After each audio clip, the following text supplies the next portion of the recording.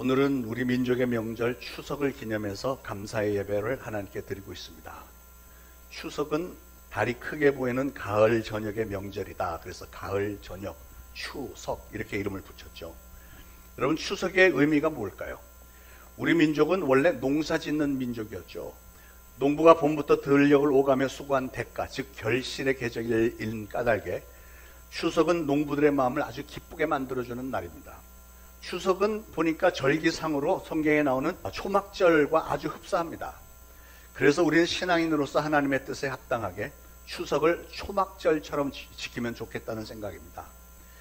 레위기 23장 39절 이하의 초막절에 관해서 이런 명령이 있었습니다.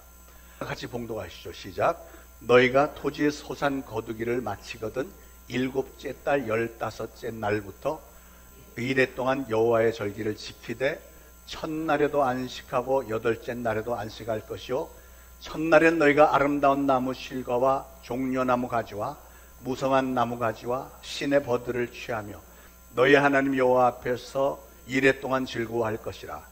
너희는 매년 이래 동안 여호와께 이 절기를 지킬지니 너희 대대의 영원한 규례라. 너희는 7째 달에 이를 지킬지니라. 아멘. 아멘.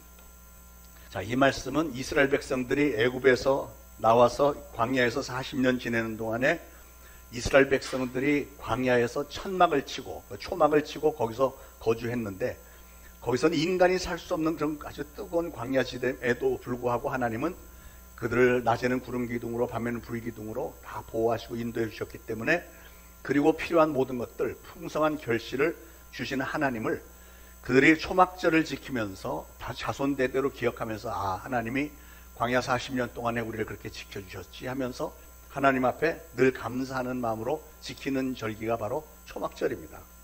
그런데 스가랴서에 보면 초막절을 지키지 않으면 재앙을 받고 비를 받지 못할 것이다 라는 경고의 말씀이 있습니다. 이걸 바꿔서 말하면 우리도 초막절을 잘 지키면 재앙과 받지 않도록 잘 보호해 주시겠다는 약속인 거죠. 추석은 그렇게 초막절처럼 하나님의 축복을 하나님 앞에 전적으로 감사해야 하는 절기인데, 우리 민족에게 한 가지 문제가 있어요. 우리 민족의 문제는 이 추석 절기에 하나님께 감사를 드리지 않고 귀신들에게 제사를 지낸다는 사실, 이게 심각한 문제죠. 여러분도 이걸 꼭 알고 계셔야 되겠고 우리 자녀들도 알고 있어야 될 것 같게 오늘 제가 이 말씀을 전합니다. 이번 추석 명절에 고향을 찾는 사람들의 숫자가 대략 3,700만 명 정도 예상을 한다고 합니다. 5명 중에 4명이 고향을 찾는다는 얘기인데, 오랜만에 부모님과 친척들을 만나서 맛있는 음식 나누면서 지난 얘기로 꽃을 피우는 참으로 즐겁고 흐뭇한 시간입니다. 그런데 문제는 하나님을 모르는 부모 형제들이 죽은 조상들 앞에서 제사를 지내는 풍습이 있는데, 더 심각하게는 교회를 다니는 사람들 중에도 자기의 신앙의 입장을 분명하게 하지 않고 우물쭈물하면서 그냥 제사의 자리에 같이 동참하는 거, 이게 심각한 문제입니다. 왜 심각한 문제인지 얘기를 잘 들어보시길 바라요. 여러분들이 믿음이 있는 분들은 아마 명절 때마다 이번엔 우리 부모님, 우리 형제들이 모두 다 예수 좀 믿게 해주시고 이 제사 이제는 더 이상 하지 않고 하나님 앞에 예배 드릴 수 있는 가정이 되게 해주세요. 그런 기도를 많이 하시는 줄로 믿습니다. 저는 여러분의 그런 간절한 기도가 빨리 속히 이루어지기를 축원을 드립니다. 자, 추석 때 돌아가신 조상 앞에 음식을 차려놓고 제사를 지내는 목적이 뭘까요? 옛날부터 우리 민족은 그렇게 생각을 했습니다. 금년에도 풍년이 들게 해주신 조상의 은혜에 감사하는 마음으로 조상의 은덕을 기리며 음식을 차려놓고 정성껏 조상들을 대접하는 효도의 마음으로 제사를 지내는 거다, 이렇게 말들을 하죠. 어떻게 보면 더 말할 나위 없이 아주 아름답고 효성스러운 미풍양속인 것처럼 보이지만 여기에 중요한 심각한 문제가 들어있어요. 그게 뭐냐면 추석 명절의 문제점 첫 번째는 제사 문제인데, 제사 문제. 여러분, 여러분의 삶을 축복할 수 있는 분은 하나님 한 분밖에 없습니다. 이 온 우주 어디에도 하나님 말고 다른 그 누구도 여러분을 축복할 수 있는 권세도 없고 능력이 없습니다.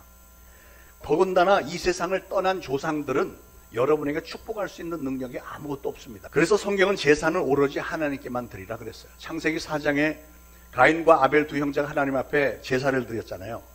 하나님께 제사를 드릴 때는 두 가지 목적이 있었는데, 하나님께서 베푸르신 모든 은혜에 대해서 감사하는 마음이고, 두 번째로는 자신들의 죄를 용서받기 위한 목적이 있었습니다. 그런데 가인은 땅의 소산, 자기가 농사를 찐 그 곡식으로 하나님께 예물을 드렸고, 아벨은 양의 첫 새끼와 그 양의 기름으로 하나님께 드렸더니, 하나님은 아벨과 아벨이 바친 그 양은 연락하셨지만 가인과 가인의 제물은 연락하지 않으셨다는 거죠. 그러면 하나님께서 가인의 제사를 받지 않으신 이유가 뭘까? 그것은 가인은 하나님께 감사를 드리기는 했지만 하나님의 뜻에 따르지는 않았기 때문에 하나님은 그걸 문제 삼으신 거예요. 그 문제가 뭐였냐면, 가인은 피가 없는 제물을 바쳤습니다. 여러분, 피가 없는 제사는 죄를 용서받을 길이 없죠. 히브리서 9장 22절에 보면, 같이 봉독하시죠. 시작. 율법을 따라 거의 모든 물건이 피로써 정결하게 되었나니 피 흘림이 없은즉 사함이 없느니라 그랬는데, 가인은 피의 제물을 드리지 않고 자기가 농사를 해서 얻은 그 땅의 소산물을 제물로 바쳤다는 사실이죠. 그리고 두 번째로 가인은 아주 악한 마음을 가진 사람이었습니다. 가인이 얼마나 악독한 인간이었는지 요한일서 3장 12절에 보면 이렇게 돼 있어요. 가인같이 하지 말라. 그는 악한 자에게 속하여 그 아우를 죽였으니 어떤 이유로 죽였느냐? 자기의 행위는 악하고 그의 아우의 행위는 의로움이라 이랬어요. 가인이 악한 자의 이유가 뭐냐면, 자기는 악한데 근데 동생이 의로우니까 그 의로운 동생을 죽여 없애버리는, 이게 이 가인이 악독한 이유입니다. 이런 악독한 인간이 하루에 제사를 10번 100번 드린들 그런 제사를 하나님이 받으시겠느냐고요. 그러나 아벨은 믿음으로 더 나은 제사를 드렸다고 그랬습니다. 여러분은 지금 똑같이 같은 성전에 모여서 똑같이 예배를 드리고 있습니다. 그러나 여러분 중에는 믿음으로 감사함으로 하나님께 예배를 드리는 분도 있고 그렇지 않은 사람도 있죠. 여기에는 큰 차이가 있습니다. 자, 그러면 믿음으로 예배를 드린다는 말은 뭘까? 한마디로 하나님께 감사하는 마음과 하나님을 사랑하는 마음이 있느냐 없느냐, 그것으로 구분이 되는 거예요. 여러분, 찬송을 할 때, 기도할 때, 헌금 바칠 때 과연 하나님께 감사하며 하나님을 사랑하는 마음으로 바치고 있느냐 하는 거죠. 하나님을 사랑하는 마음을 가지고 있는 사람과 그렇지 않은 사람은 하나님이 보시기에는 하늘과 땅 차이라는 거예요. 아벨은 양의 첫 새끼와 피로 제물을 드렸기 때문에 속죄함을 받았고요. 뿐만 아니라 아벨은 의로운 사람으로 자신과 그의 제물이 하나님 앞에 연락이 되는, 좋게 받아들여지는 믿음으로 더 나은 감사의 제사를 하나님께 드렸다고 그랬습니다. 구약성경의 이스라엘 백성들은 하나님 앞에 감사하는 마음으로 자신들이 범한 죄를 용서받기 위해서 속죄 제사를 드렸죠. 양이나 염소를 잡아서 그 피를 흘려서 자기들의 죄를 대신해서 염소나 양이 죽도록 내어주고, 그리고선 그 죄를 용서를 받았습니다. 그런데 하나님을 모르는 사람들은 하나님에게 제사를 하지 않고 해와 달과 별 또는 저 바다나 산이나 바위, 고목 뭐 이런 것들에게 절을 하고 우리 민족들은 조상들에게 제사를 드렸잖아요. 그런데 문제는 그게 하나님이 보시기에 좋지 않다는 겁니다. 여러분, 하나님을 잘 섬기면 축복을 받고 우상이나 귀신을 섬기게 되면 망하는 줄 믿으시기 바랍니다. 지나온 역사들을 돌아보면 역사는 끊임없이 반복이 돼요. 다른 데 볼 것도 없이 우리나라 보세요. 우리나라 4350년의 역사를 가진 나라인데 우리나라는 4350년 동안 단 한 번도 잘 살았던 적이 없습니다. 최근에 와서 지난 30-40년 전부터 잘 사는 거지, 그 이전에는 세계에서 제일 가난한 나라였잖아요. 우리나라가 최악이었습니다. 근데 그 당시와 지금의 차이는 뭘까? 지금 유일하게 달라진 거는 우리 한국에 기독교가 들어왔고 50년쯤 전부터 교회가 부흥되기 시작했고 수많은 교회들이 세워지고 우리나라가 최고 1등 선교 국가가 됐다는 사실, 하나님을 잘 섬기는 민족이 되었다는 사실, 이거 밖에는 내놓을 게 하나도 없잖아요. 그러니까 하나님을 잘 믿는 민족은 하나님이 돌보시고 축복을 하시는데, 그 이전에 조상들에게 제사하는 것만 몰두해 있던 민족이었을 때는 하나님이 우리를 축복하실 이유가 전혀 없었잖아요. 역사는 반복이 됩니다. 민수기 25장에 보면 이스라엘 백성들이 광야길을 가다가 시딤이라는 곳에 머물렀을 때, 그때 모압의 여자들이 자기들 우상에게 제사를 하면서 이스라엘 백성들을 초청을 했습니다. 너희들도 와서 같이 하자. 그랬더니 이 모질이 백성들이 거길 가갖고 같이 제사 음식을 먹고 같이 바알세불 우상에게 절을 했더니 하나님이 극심히 경노하셨고, 그 다음에 무슨 일이 벌어져요? 24,000명이나 되는 이스라엘 백성들이 연병에 걸려서 죽어버립니다. 그게 우연이었겠어요? 우상이나 귀신에게 제사하는 것은 그만큼 하나님을 노엽게 만들고, 그래서 하나님으로부터 무서운 매를 맞게 된다는 것을 꼭 기억하셔야 됩니다. 왜 하나님은 그걸 진노하실까? 하나님의 입장에서는 내가 너의 하나님인데, 그러니까 여러분이 부모된 입장에서 자녀를 생각해 보세요. 여러분의 자녀가 부모된 여러분을 놔두고 옆집 아저씨가 더 멋있다고 옆집 아저씨한테 아버지 그러고 나보고는 아저씨라고 부르면 그걸 그냥 놔두겠어요? 똑같은 거예요. 하나님은 우리를 만드셨고 우리에게 생명을 주셨고 우리에게 모든 축복을 주셨는데 우린 내버려두고 돌덩어리, 돌로 만든 우상에게 갔다 그게 진짜 하나님이라고 거기서 절을 하고 그러고 있으니 하나님이 그걸 그냥 놔두시겠느냐고요. 이스라엘의 역사를 보면 믿음이 좋은 왕들은 언제나 하나님을 잘 섬겼고요, 하나님 앞에 제사를 잘 바쳤기 때문에 하나님의 축복을 받았고 나라가 강성했습니다. 그러나 믿음이 없는 왕들이 다스렸을 때는 그들은 하나님을 저버리고 이방 종교를 따라서 우상을 섬겼기 때문에 많은 저주를 받고 그들이 고통 가운데 빠졌죠. 그런 걸 분명히 보면서도 정말 신기한 건 이스라엘 백성들은 그냥 끊임없이 우상 숭배에 빠지는 거예요. 정말 소망이 없는 연약한 존재들이었죠. 그랬기 때문에 하나님은 마침내 독생자 예수 그리스도를 이 땅에 보내주셔서 예수님으로 하여금 우리 모든 죄를 대신 짊어지고 하나님의 어린 양이 되어서 대신 죽어주시고, 그래서 누구든지 그 이름을 믿는 자들은 모든 죄를 용서해 주시고 또 하나님의 자녀가 되는 권세를 주셨고요. 그래서 우리가 예수 그리스도를 구원주로 영접하고 하나님 앞에 예수 그리스도의 이름으로 예배를 드리면 하나님은 우리를 만나주시고 채워주시고 동행하시고 지켜주시는 줄로 믿으시기 바랍니다. 여러분, 이방인들의 제사는 귀신들에게 하는 제사라고 성경은 완전히 못을 박았습니다. 오늘 20절에 봉독하시죠. 시작. 무릇 이방인이 제사하는 것은 귀신에게 하는 것이요 하나님께 제사하는 것이 아니니 나는 너희가 귀신과 교제하는 자가 되기를 원하지 아니하노라. 여러분, 저는 이런 영의 세계에서 벌어지는 일들에 대해서 다른 목사님들보다 연구를 더 많이 했고 체험도 좀 더 많이 한 편입니다. 그렇기 때문에 오늘 제가 자신 있게 여러분에게 이 말씀을 전하려고 합니다. 여러분, 우리의 영적 전쟁은 우리 눈에 보이지 않는 악령들과의 전쟁입니다. 다 아시죠? 악령은 뭐죠? 악령이라고 하는 것은 그들의 두목인 마귀가 하나가 있고요, 마귀 그 수하에 수도 셀 수 없이 많은 쫄개들이 있는데 마귀 루시퍼와 같이 함께 타락했던 천사들이 있고요, 또 그 밑에 아주 조잡한 귀신들이 바글바글한 거예요. 그런데 귀신들의 무기 중에 하나는 인간들이 두려워하는 마음을 자극을 하고 그거를 악용을 하는 거예요. 우리가 두려워하는 마음을 가지고 우리를 종으로 삼는 겁니다. 여러분, 사람들이 제사할 때 무엇 때문에 제사한다고 보통 얘기를 하죠? 대부분 사람들은 돌아가신 조상들과 부모님에게 효도하는 거라고 말하는데, 여러분, 그게 진심이라고 생각하십니까? 물론 효심이 조금은 있으니까 하는 거겠죠. 그런데 진짜 그 사람이 효심이 있는 사람이라면 부모님 살아계실 때 효도했겠죠.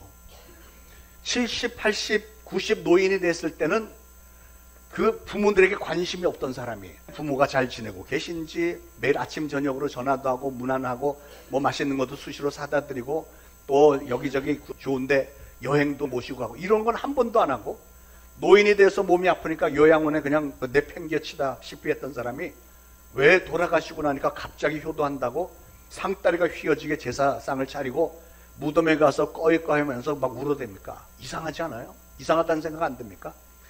돌아가시고 나니까 갑자기 막 효심이 생기고 살아계실 때 제대로 해드리지 못한 것에 대해서 죄송한 마음이 들었다고요? 진짜 그랬을까요? 그게 아니죠. 사실은 효심 때문에 그런 게 아니고 부모님이 돌아가시고 나면 그때부터 두려움이 생기는 거예요. 두려움. 무슨 두려움이죠? 살아계신 노인된 부모님은 그렇게 두렵지 않은데 그냥 내버려둬도 괜찮을 것 같은데, 돌아가시고 나면 우리 민족의 민속 신앙에 뭐가 있냐면 사람들이 죽으면 귀신이 된다고들 믿잖아요. 귀신. 그러니까 내 아버지가 돌아가시면 귀신이 돼갖고 불효한 나에게 진노해서 나와 내 자녀들에게 해꾸지를 하실까봐 그 두려움 때문에 아버지 귀신의 마음을 달래드리려고 제사를 지내는 마음이 훨씬 더 큰 겁니다. 이해가 되세요? 대부분은 아니라고 우기죠. 나는 효심 때문에 하는 거라고 하지만 사실은 그 마음속에 정말 그 사람이 진짜 효심이 있는 사람이라면 생전에 그렇게 잘 해드렸겠죠.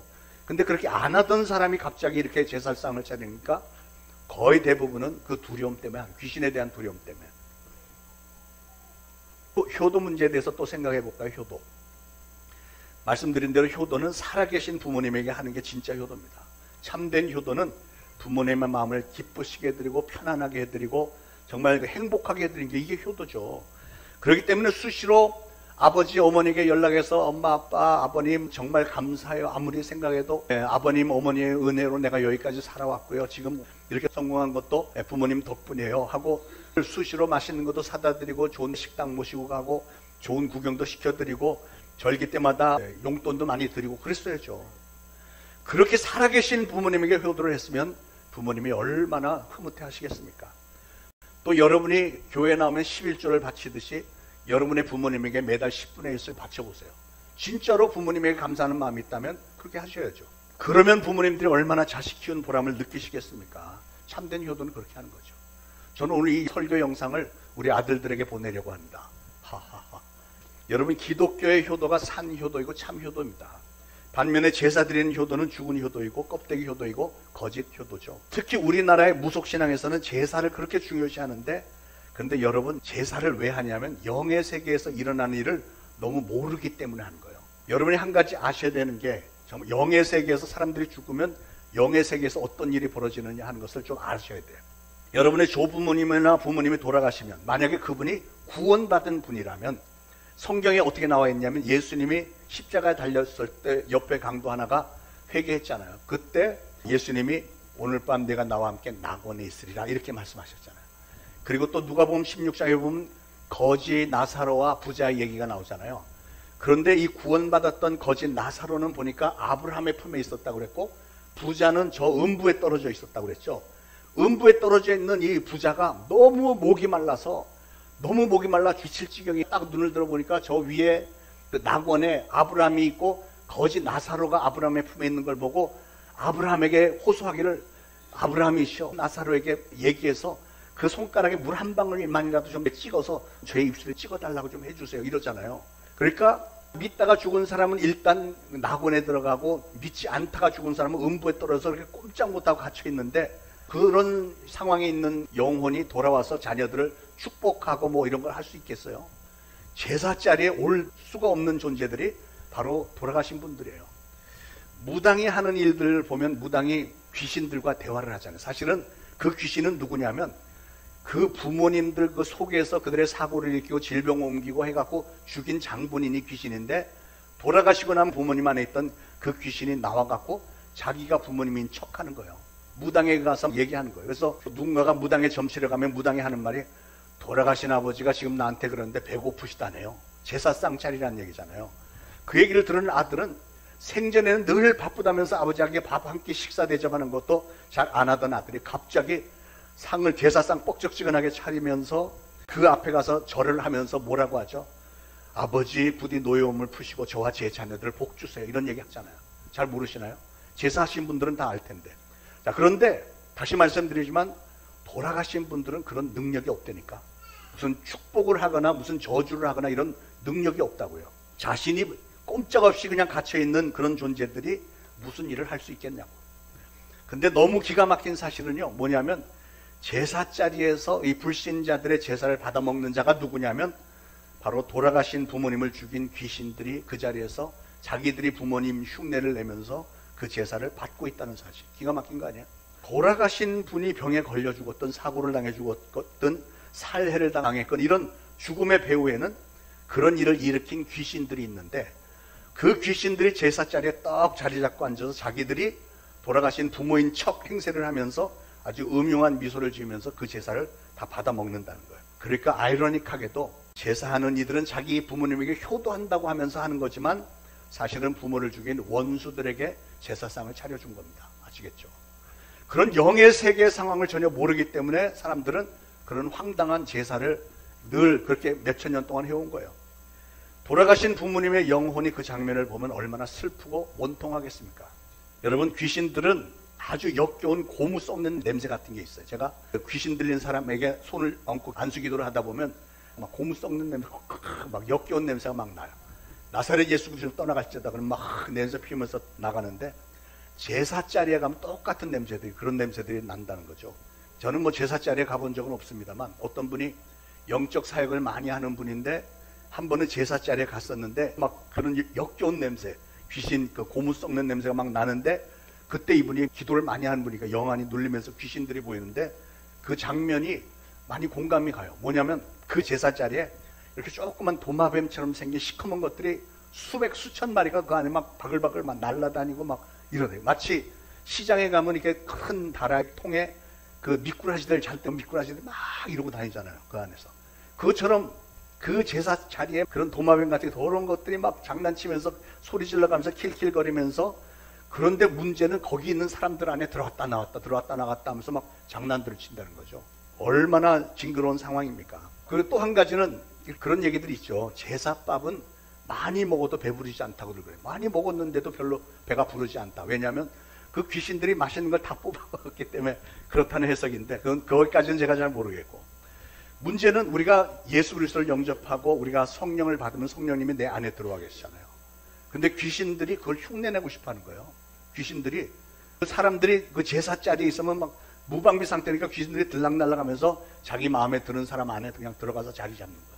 그러면 무슨 일이 생기냐면, 제사 자리에 갔던 사람들이 이제 집으로 돌아오면 그 돌아가신 분이 예를 들어서 어떤 병을 앓다가 죽었다. 그러면 그 병의 증세가 이 사람에게 나타나고, 어떤 사고로 죽었다 그러면 그런 사고가 이 사람에게도 나타나고, 가정과 직장 사업장에 끊임없이 우환이 생기고 뭐가 잘 꼬이고 안 되고, 직장 문제, 사업 문제, 막 사람들 이간질하고 집안끼리 싸움질하고 막 이런 일들이 막 벌어지는 거예요. 제사 갔다 오고 나서. 왜냐하면 그런 귀신들이 그 가정에 역사하니까. 그러기에 귀신들이 전문으로 하는 짓이기 때문에 그런 일들이 벌어지는 거예요. 여러분, 제가 하는 이 말이 제사를 한번 다녀온 분들은 좀 생각을 해보시길 바랍니다. 그런 일이 나에게 있었나? 기억이 분명히 날 거예요. 그런데 또 특별히 더 교인이면서 교회를 다니는 사람이 그런 제사 자리에 다녀온 사람은 어떤 일이 벌어지냐면, 그때부터 그런 데 갔다 오고 나면 교회가 가기 싫어져. 본인도 교회 가기 싫어지고, 또 아무 이유 없이 화를 내면서 다른 가족들도 교회 가지 못하게 하고, 집에서 찬송가 못 들게 하고, 성경 못 읽게 하고, 이런 거 하는 거예요. 왜 그럴까? 왜냐하면 귀신들이 그 사람 안에 들어가 있는데, 귀신들이 그래 덕실거리는 자리에도 믿음이 강한 사람이 들어가서 내가 나사렛 예수 그리스도를 명하노니 귀신들 다 떠나갈지라. 그러면 예수 그리스도 이름을 선포되면 귀신들이 막 화들짝 놀라갖고 막 정신없이 도망가게 바쁘되는 거죠. 그러니까 귀신이 들리는 사람은 예수 그리스도라는 이름이 선포되는 것은 절대로 안 가는 거예요. 그러니까 여러분 가족 중에서 혹시 제사 자리에 다녀온 다음에 교회를 가기 싫어하고 교회 가는 걸 핍박하기 시작한다면 영락없이 그런 일이 벌어진 겁니다. 다시 말씀드리지만 여러분, 죽은 사람에게 제사하는 것은 결국은 그 분을 죽인 그 귀신, 원수를 대접하는 일이에요. 더군다나 귀신을 섬기고 제사하는 것은 하나님 앞에는 큰 진노를 받을 죄악이라는 겁니다. 아까 성경 봉독에 드렸잖아요. 그러므로 여러분 절대로 죽은 조상들 앞에 가서 제사를 지내도 안 되고 어정쩡하게 그 자리에 그냥 같이 있어도 안 돼요. 왜냐하면 귀신들이 기가 막히게, 귀신들은 귀신처럼 아는 거예요. 아, 요거 교회 다니는데 여기 왔네? 그러니까 완전히 귀신들의 밥이 되는 거예요. 얼마나 우습게 보겠어요. 얕잡아보고 집중적으로 들어와서 공격을 해야 되고 완전히 사로잡아서 자기 종으로 만들어버리기 때문에 우리는 그런 자리에 가지도 말아야 되고 오로지 살아계신 하나님만 예배하는 자가 되어야 될 줄로 믿으시기 바랍니다. 네. 자, 오늘 20절에 무릇 이방인이 제사하는 것은 귀신에게 하는 것이요 하나님께 제사하는 것이 아니니 나는 너희가 귀신과 교제하는 자가 되기를 원하지 아니하노라 그랬죠. 자, 여러분, 귀신은 진리를 회방하는 자라는 사실을 꼭 아시기 바랍니다. 창세기 3장 1절에서처럼 하나님의 말씀을 믿지 못하게 만들고 갈등하고 의심하게 만드는 게 귀신이 전문적으로 하는 거예요. 창세기 3장 1절에 뭐라고 했죠? 같이 봉독하시죠. 그런데 뱀은 여호와 하나님이 지으신 들짐승 중에 가장 간교하니라. 뱀이 여자에게 물어 이르되 하나님이 참으로 너에게 동산 모든 나무와 열매를 먹지 말라 하시더냐. 이게 질문 자체가 얼마나 간교합니까? 하나님이 그렇게 말씀하지 않았잖아요. 동산 중앙에 있는 선악을 알게 하는 나무의 과실을 먹지 말라 이랬는데 뱀은 와서 야, 하나님이 진짜로 동산에 있는 모든 나무의 과실을 먹지 말라대? 그러면 그 질문을 듣는 하와는 마음속에 불만이 올라오고 그래 말이야, 하나님이 정말 그거 왜 따먹지 말라 그랬지? 뭐 이렇게 불만이 올라오고 의심하게 만드는 정말 간교한 질문이죠. 근데 문제는 하와가 그 간교한 질문에 꼴깍 넘어갔죠. 그래서 선악과를 따먹었고 자기 남편에게도 전달해주고 그 일로 인해서 얼마나 그 아름답고 풍성한 에덴 동산을 쫓겨났고 자기들뿐만 아니라 그의 후손 우리 인간들 모두에게도 죄를 전달을 해주는 그런 역할을 했잖아요. 여러분, 귀신은 신앙을 회방할 뿐만 아니라 건전하지 않은 이데올로기에 빠지게 만들고 육신을 병들게 하는 자입니다. 신본주의가 아닌 인본주의를 따르게 만들고요. 우리 신앙은 신본주의라 해야 됩니다. 그런데 요즘에 악한 영들은 인간들의 마음속에 인간이 우선이다, 인본주의를 주장해 만들잖아요. 그리고 악한 영들은 구원의 길을 회방을 합니다. 그러므로 여러분 절대로 우상숭배나 제사 같은 거 하면 안 됩니다. 조상의 제사상이나 무덤 앞에서 절을 하면 불신자들은 효도하는 마음으로 한다고 하지만 절을 받는 자는 부모님이 아니라 귀신들이라니까요. 부모의 원수들. 자, 하나님이 가장 싫어하시는 우상숭배와 귀신에게 절하는 제사의 결말은 뭔가? 지옥 유황불못에 떨어지게 만드는 거예요. 여러분, 우상숭배는 하나님께서 우리 자손 천대까지 은혜를 베풀어 주시겠다고 하신 그 은혜의 통로를 차단하는 결과를 초래합니다. 출애굽기 20장 3절에 같이 봉독하시죠. 시작. 너는 나 외에는 다른 신을 내게 두지 말라.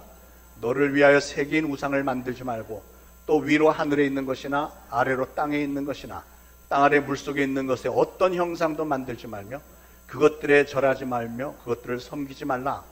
나 내 하나님 여호와는 질투하는 하나님인즉 나를 미워하는 자의 죄를 갚되 아버지로부터 아들에게로 3, 4대까지 이르게 하거니와 나를 사랑하고 내 계명을 지키는 자에게는 천대까지 은혜를 베푸느니라.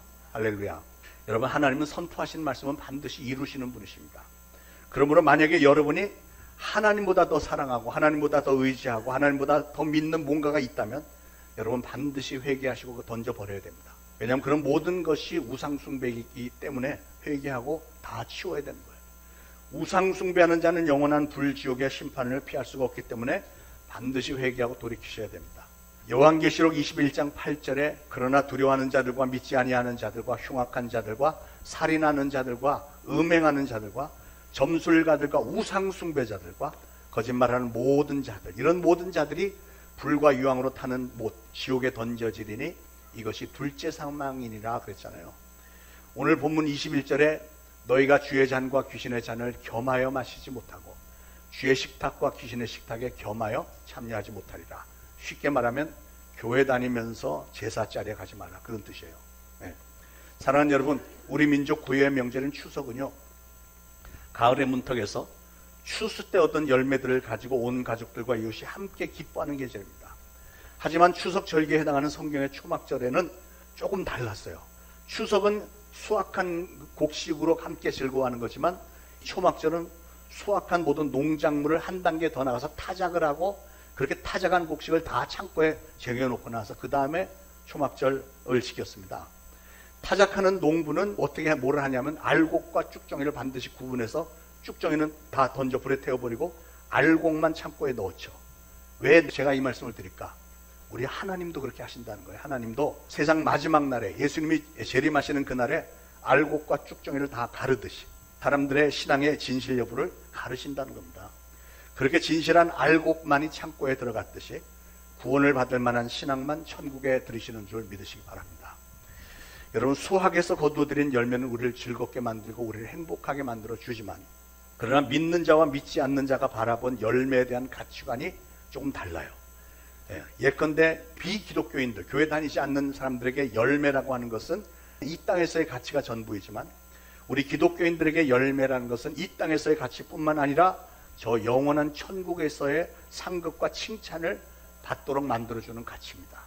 비기독교인들은 추석 때 햇곡식과 햇과일만 머리에 떠올립니다. 하지만 성도된 우리는 햇곡식과 햇과일뿐만 아니라 눈에 보이지 않는 영적인 열매까지도 우리는 생각을 해야 돼요. 영적인 열매들만이 천국에서 영원한 가치가 있는 것이기 때문에 우리는 반드시 영적인 열매를 맺어야 되는데, 영적인 열매가 뭐예요? 여러분이 하나님 앞에 섰을 때 이 땅에 살다가 온 우리의 삶을 결산하자 할 때 하나님이 뭘 보고 싶어 하세요? 여러분을 인해서 예수 영접받고 구원받고 하나님의 자녀가 된 사람이 누구 있느냐, 이거 보신다잖아요. 다른 얘기는 없어요. 우리의 영적인 열매, 그걸 보기를 원하신다는 거예요. 그렇기 때문에 우리는 반드시 영적인 열매를 맺어야 하는데, 그런 영적인 열매, 신령한 열매는 우리의 능력으로 하는 게 아니라 저와 여러분 오늘 말씀처럼 성령님의 능력으로 해야 되는데, 성령님의 능력 가운데 거하기 위해서는 우리가 귀신의 식탁 근처에는 가지도 말고 오로지 하나님의 식탁에서 성령님과 교통하며 교제하며 지내는 가운데 영원한 열매를, 아름다운 열매를 많이 맺게 되시기를 예수 그리스도 이름으로 축원을 드립니다.